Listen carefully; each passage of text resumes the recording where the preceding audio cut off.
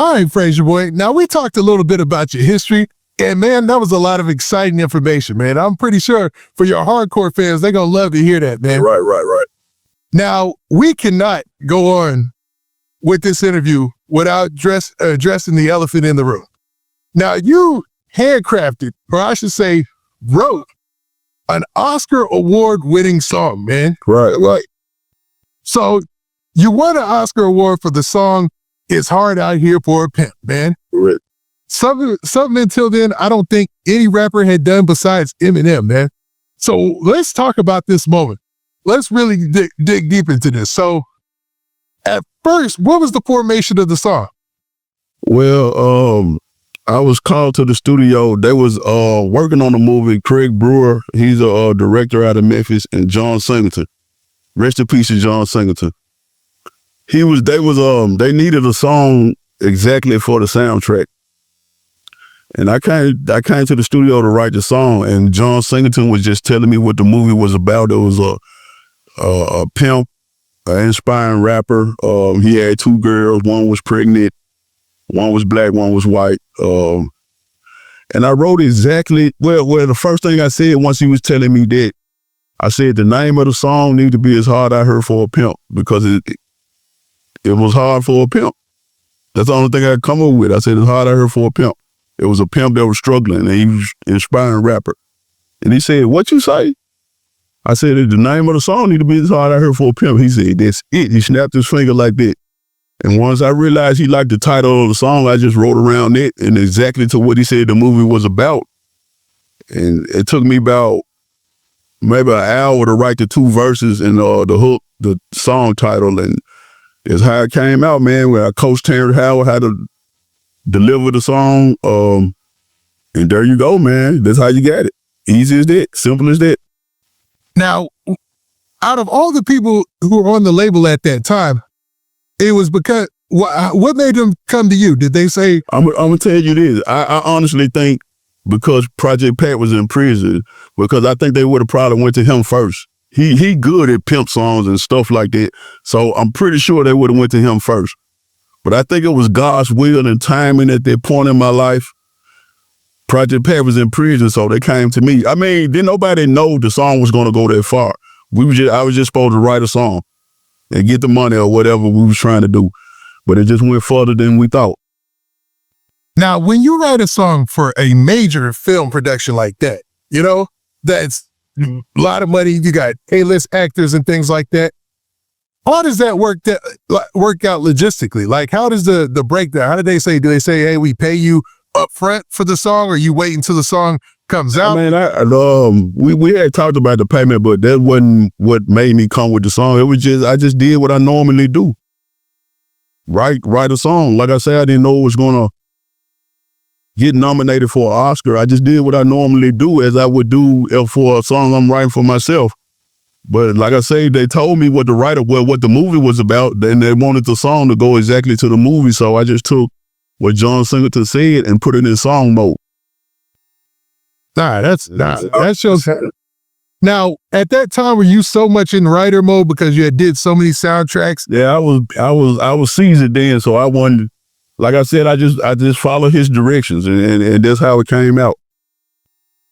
Wow. So you got crazy.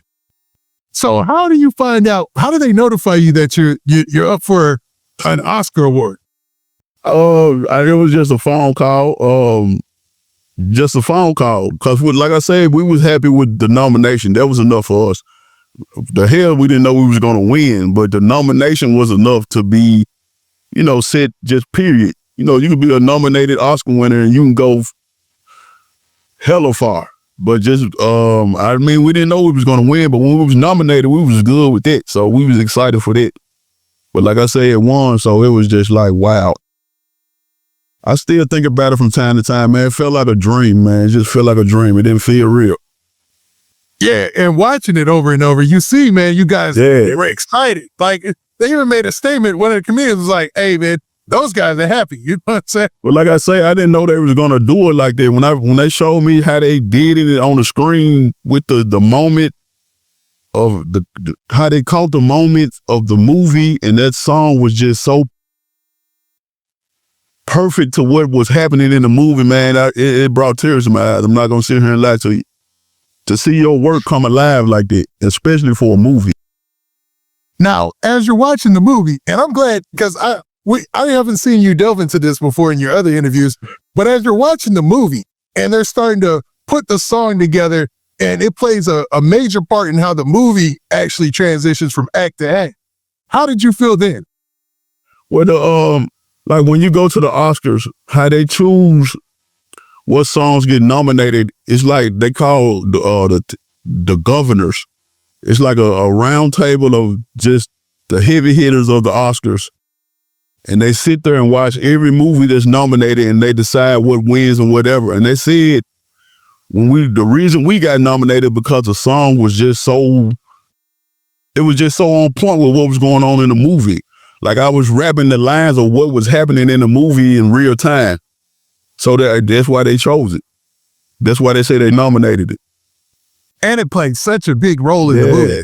You know? It comes a moment so perfect, man. You know what I'm saying? So, I didn't even see the movie, and I just wrote to what John Singleton was telling me. Now, after you had wrote the song, did you know the song was going to play that big of a part in the movie? Oh, no. Okay, so you didn't know that, this is going to be in the script of the movie. Like I just knew I was just, like I say, man, I was just following directions, man. And that's what it was. I was just following directions. And man, I guess following directions led to that. Nice. Now, you guys get nominated, and of course you're going to show up. I know, ain't no way you're not showing up. Oh, yeah, I'm there. You know how people don't show up to like sometimes these different awards, but people tend to make sure they show up for the Grammys and the Oscars, right? Man, coming from Memphis, I wouldn't have missed that if I was in the ground. I would have showed up in spirit. No, I feel you on that one. I feel you. I feel you on that one. So you show up and you guys are clearly hip hop acts, but you know, it's a different time, man. Things are starting to change. Hip hop has already been mainstream now for like 10, 15, 20 years. So how was the feel in the room? Were you treated any? I would be honest, man. There was some people that was I'm saying at the Oscars, actual Oscars. It was some people that was happy for us. There was some people that wasn't. You could feel the different energy. Because I guess they felt like what these rappers doing here, winning something that we worked so hard for and acting and doing. And you know what I'm saying? Then where we from, the only person that has the Oscar from where we from is Isaac Hayes. And then about the significance of what the song was, Hard Out Here for a Pimp. But when I was writing it, it's bigger than the Hard Out Here for a Pimp. It's about a pimp, but in life, anybody's a pimp that's trying to make it and get ahead of the game. It could be anybody, a doctor, a lawyer, or whatever. If they have a hard day, it's still hard out here for a pimp. It's the same. It's the same. So a lot of people didn't get that. They just took it as a pimp song won an Oscar. They didn't look into it and see how deep the lyrics were. They just heard pimp and they automatically went to where they went with. So I guess I'm guessing that why some of them was in their feelings and some of them was happy. I'm gonna tell you this story too. As soon as we won the Oscars, as soon as Queen Latifah announced we won the Oscar, we went to get the Oscars on stage. As I get off stage, I see Will Smith on the side watching us accept our Oscars. Okay, I'm looking like, damn, this Will Smith. So I'm a Will Smith fan. Grew up watching Will Smith. I went over there to try to shake his hand. We're like, what's up, man? He didn't shake my hand.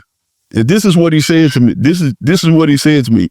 He looked me in the face and said, congratulations to the man that won the Oscar before me, and he walked off. Dang. I swear to God. What? So, whoa. So that's what I'm saying. Like, some people was happy and some people wasn't.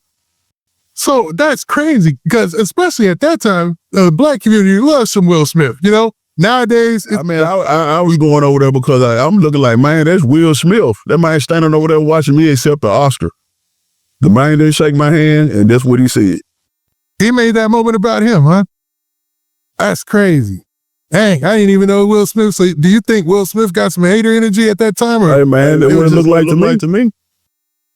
That's And I ain't nowhere near on this level. I was just happy to see him. It was cool though, but it was just that was what really woke me up from like everybody ain't happy for this moment for us.